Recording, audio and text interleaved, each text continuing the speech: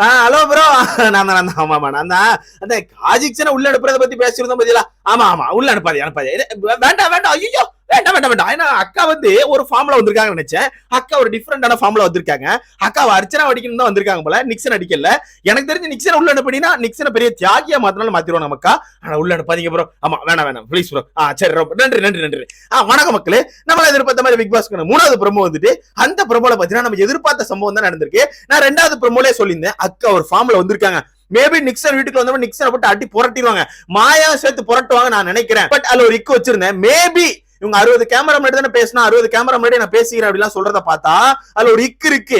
அவனை வர வச்சு கேமரா முன்னாடி தம்பி இப்படிலாம் பண்ணக்கூடாது சரியாடா, நான் உனக்கு அக்கா எந்த ஒரு ஆளை பத்தி அப்படி பேசக்கூடாது அப்படின்னு சொல்லி சிம்பிளா சாரி கேட்க வச்சு விட்டுருவாங்களோ அப்படின்னு எனக்கு ஒரு டவுட் இருக்கு. மேபி எனக்கு தெரிஞ்சு வினுஷா அவங்க செல்ஃப் ரெஸ்பெக்ட் இழந்து அப்படி இறங்கி ஒருபடி கீழே வந்து நிக்சனை காப்பாத்துறதுக்கான வாய்ப்புகள் நிறைய இருக்குன்னு நான் யோசித்து உங்கள்கிட்ட சொல்லியிருந்தேன். அப்பவே அதுதான் நடக்கு. சோ பிக் பாஸ்க்கான 3வது ப்ரோமோ இருக்கு. அந்த ப்ரோமோல ஸ்டார்டிங்ல அர்ச்சனா கூட்டு தனியா நடந்து போறாங்க. ஆனா இதுல இன்னொன்னு சொல்லிக்கிறேன், ப்ரோமோ பார்த்து நம்ப கூடாது. நேத்து இப்படிதான் பண்ணாங்க, உள்ள லைவ்ல வித்தியாசமா இருந்து. சோ வெயிட் பண்ணி பார்க்கலாம். பட் இந்த ப்ரோமோல எப்படி காட்டுறாங்கன்னா, அர்ச்சனாவை தனியா கூட்டு போறாங்க. இப்படி கூட்டு போகும்போது கேக்குறாங்க, உங்களுக்கு ஒரு பிரச்சனைன்னு வரும்போது என்னோட பேரை யூஸ் பண்ணி நிக்சனை டார்கெட் பண்றீங்களே, ஏன் இதை நீங்க ஃபர்ஸ்டே பண்ணிருக்கலாமே அப்படின்னு ஒண்ணு கேக்குறாங்க. இதுக்கு நான் ஃபர்ஸ்ட் எக்ஸ்பிளைன் பண்றேன். யாரும் அங்க யாரையும் டார்கெட் பண்ணல. நிக்சன் அவ்வளவு வாய் பேசிட்டு இருந்தா, அப்ப நீ இந்த வீட்டுல உத்தமர் கிடையாது, நீ இந்த வீட்டுல இந்த மாதிரி தப்புகள் பண்ணிருக்க, அதை முத புரிஞ்சுக்கோன்னு சொல்லி தான் சொன்னாங்களே தவிர உங்க நேமை யூஸ் பண்ணி அங்க யாரும் கொடி பிடிக்கணும்னு அவசியம் இல்ல. 2வது, ஃபர்ஸ்டே நீங்க யூஸ் பண்ணிருக்கலாம்னு ஒண்ணு சொல்றீங்க. உங்க நேம் வச்சு இந்த சேனல் ஒரு கேம் ஆடினாங்களா, சேனல் வந்து ஒரு நேம் வச்சு ஒரு டிஃபரெண்டா ஒரு கேம் ஆடி இந்த போர்ட்ல எல்லாம் போட்டாங்களா அவங்கள பத்தி பேசுனத, அப்போ அந்த இடத்துல நிக்சன் அப்படி பேசியிருக்கான், இது தப்புன்னு சொல்லி பேசினது. அதுல அர்ச்சனா விசித்ரா அவங்க 2 பேர் தான். வீட்டுக்குள்ள வினுஷா இல்லனாலும் நாங்க கேட்போம் அப்படி சொல்லி அவங்க வாய்ஸ் ரைஸ் பண்ணாங்க. ஓகேவா? நீங்க ஃபர்ஸ்டே கேட்டுருன்னு சொல்றீங்களே, ஏன் அர்ச்சனாவை கேக்குறீங்க? வீட்டுக்குள்ள ஃபெமினிசம் பேசுறாங்களா நிறைய பேர், அவங்க எல்லாம் என்ன செஞ்சாங்க, சிரிச்சாங்க. நிக்சன் பேசுனதை பார்த்து சிரிச்சாங்க. டேய் நான் வந்து உன் கண்ணுக்கு பியூட்டிஃபுல்லா திறனடா அப்படின்னு சொல்லி பூர்ணிமாலாம் சிரிச்சாங்க. பக்கத்துல இருக்க மாயா கூட பயங்கரமா சிரிக்கதான் செஞ்சாங்க. சோ நீங்க நினைச்சிருந்தா அவங்கள வந்து தட்டி கேட்டிருக்கும், தட்டி கேட்கல. ஆனா நீங்க வெளியே ஒரு ஸ்டேட்மெண்ட் போட்டிருந்தீங்க தெரியுமா, இதெல்லாம் கேட்க மாட்டாங்களா, வீட்டுக்குள்ள ஃபெமினிசம் பேசுற இந்த ஃபேக் ஃபெமினிஸ்ட்லாம் இதை கேட்க மாட்டாங்கன்னு சொல்லி ஒரு ஸ்டேட்மெண்ட் போட்டிருந்தீங்க. நியாயப்படி உங்களுக்கு அவ்வளவு கட்ஸ் இருக்கு, நியாயமா பேச போறோம்னா அட்டாக் பண்ணுங்கப்பா, அர்ச்சனா அட்டாக் பண்ணுங்க, தப்பே இல்லை. நீ ஃபர்ஸ்ட் போய் மாயா கிட்ட கேளு, வெளியே பூர்ணிமாட்ட கேட்டியா, எல்லாத்தையும் கேட்டியா? ஏன் நீங்க அதை தட்டி கேட்கல, நிக்சன் அப்படி பேசும்போது ஏன் நீங்க தட்டி கேட்கலன்னு சொல்லி நீ பேசினியா? பேசியிருக்க மாட்டா. ஏன்னா சேனல் சொல்லி அனுப்பியிருப்பாங்க அர்ச்சனா டார்கெட் பண்ணி, டார்கெட் பண்ற. 2வது, இன்னொன்னு நான் சொல்லி ஆகணும், அர்ச்சனா ஏன் உனக்கு கொடி பிடிக்கணும், அர்ச்சனா ஏன்ப்பா உனக்கு ஃபர்ஸ்ட் ஸ்டாண்ட் எடுக்கணும்? இந்த வீட்டுல ஹோஸ்ட் ஒருத்தர் இருக்காரு, சாட்டர்டே சண்டே வராருல, எல்லா இளவு தப்பையும் தட்டி கேட்பாருல, அவர் தட்டி கேட்டாரா? அவர் தட்டி கேட்டாரப்பா. அப்ப இந்த சாட்டர்டே சண்டே உள்ள இருந்தீங்கன்னா கமல் சார் வந்தாருன்னா, கமல் சார் நீங்க ஏன் தட்டி கேட்கலன்னு கேப்பீங்களா இல்ல எப்படி? எனக்கு புரியல. ஏன்னா அவர் ஹோஸ்ட் தானப்பா, இந்த வீடு அவர் வீடுன்னு சொல்றாருல, அவர் நிறைய சொல்லியிருக்காரு, இது என்னோட வீடு, இங்க யாரும் எது தப்பு பண்ண கூடாதுன்னு சொல்றாரு. இந்த வீட்டுலதான் ஒரு பெண்மணியை பார்த்து ஒருத்தன் அப்படி அசிங்கமா பேசியிருக்கான், அதை ஏன் அந்த வாரம் அவர் தட்டி கேட்கல? அதை நீங்க கேளுங்க, கேட்க மாட்டீங்களே. அர்ச்சனா பேசிட்டாங்க, அதுதான் உங்களுக்கு பிரச்சனை.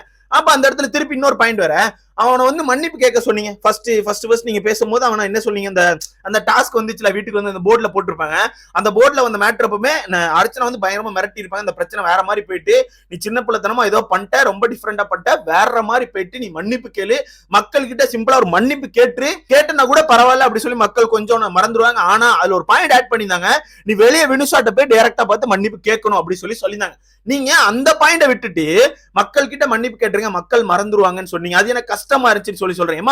பேசினா நியாயமா எல்லாமே பேசுங்க, பேசாதீங்க. டார்கெட் பண்ணணும்னு ஒரு ஏமோட வந்திருக்கீங்கன்னா தயவு செய்து டார்கெட்டா பண்றேன்னு சொல்லி உலக நியாயமா பேசுற மாதிரி உள்ள வந்து ஒரு சீனை போட்டு ஒரு சீன் கிரியேட் பண்ணிட்டு அவங்கள மட்டும் அட்டாக் பண்ணாங்க. ஃபர்ஸ்ட் உங்க பிரச்சனை நிக்சனை மிரட்டினதே அர்ச்சனா தான். நிக்சனை மிரட்டி நீ பண்ண தப்பு, அப்படி பண்ணிருக்கவே கூடாது, ஒரு அக்காவா நான் சொல்றேன் அப்படி சொல்லி மிரட்டினதே அர்ச்சனா. ஆனா இப்போ அர்ச்சனா வந்து கெட்டவங்க. பாத்துக்கோ நண்பர்களே எப்படி போகுது இந்த வீக். கடைசியில கூட அர்ச்சனா அவங்க அட்டாக் பண்ணணும்னு ஒரு முடிவோட வந்திருக்காங்க, பக்காவான ஒரு முடிவோட வந்திருக்காங்க. இதுல அப்போ அர்ச்சனா சொல்றாங்க, சின்ன பையன், ரொம்ப சின்ன பையன், அதனால சொன்னேன் சாரி கேட்டுறா அப்படி சொல்லி. இதுல என்ன இருக்கு எனக்கு தெரியல, அந்த டைம் சொல்லிட்டேன்ப்பா அப்படின்னு. சின்ன பையன்லாம் இல்லைங்க, என்னோட 1 வயசு சின்ன பையன் அவ்வளவுதான் அப்படின்னு அசால்ட்டா சொல்றாங்க வினுஷா. சரி ஓகே, உன்னோட 1 வயசு சின்ன பையன் அவன் என்னாலும் பேசிக்கலாம் போல. ஏன்னா வினுஷா ஃப்ரீ அவுட்டான்னு நினைக்கிறேன், என்னோட 1 வயசு தான் சின்ன பையன், அதனால என்ன பத்தி அவன் பேசினால பிரச்சனை இல்லை அப்படின்னு விட்டுட்டாங்க நான் நினைக்கிறேன். அவங்க அப்படிதான் பேசுறாங்க. இதுல இட்ஸ் ஓவர் அப்படி சொல்லி அவங்க சொன்னாலுமே இவங்க இது ஓவர் தான், பட் இருந்தாலும் அது கேட்கல, நான் விக்டமா இருக்கேன், சோ அது எப்படி விட முடியும் அப்படின்ற மாதிரி பேசுறாங்க. ஓகே முடிவு பண்ணிட்டீங்க, நீ கேட்கணும்னு முடிவு பண்ணிட்டீங்க, அர்ச்சனா அட்டாக் பண்ண முடிவு பண்ணிக்கோங்க, தாராளமா அட்டாக் பண்ணிக்கோங்க, பிரச்சனையே இல்லை. பட் மக்களுக்கு தெரியும் யார் ஸ்டாண்ட் எடுத்தா, யார் பேசினா, யார் என்ன பண்ணான்னு. நீங்க அவ்வளவு தைரியமா பேசுறதுனா ஃபர்ஸ்ட் மாயாபுரி மட்டும் பேசணும். அவங்க தான் உள்ள ஃபெமினிசம் பேசிட்டு பெண்களுக்கு குரல் கொடுப்பேன்னாங்க. அவங்கள பத்தி நீங்க ஸ்டோரி கூட போட்டுருந்தீங்க. அப்ப அங்க போய் கேளுங்க. ரெண்டாவது ஹோஸ்ட், இந்த வீடு என்னோட வீடு, இந்த வீட்டுல தப்பு நடக்குமா விடமாட்டேன் அப்படின்னாரு. அவர் அந்த எந்த ஒரு சாட்டர்டே சண்டே கேட்கல. இவங்க ஸ்டாண்ட் எடுத்த போறதா அந்த பிரச்சனை வெளியே வந்துச்சு. முடிஞ்சா ஹோஸ்ட் போய் கேளுங்க. இதெல்லாம் கேட்டுட்டு அதுக்கப்புறம் கடைசியா வந்து அர்ச்சனா அட்டாக் பண்ணுங்க. ஓகேவா? பண்ணுங்க.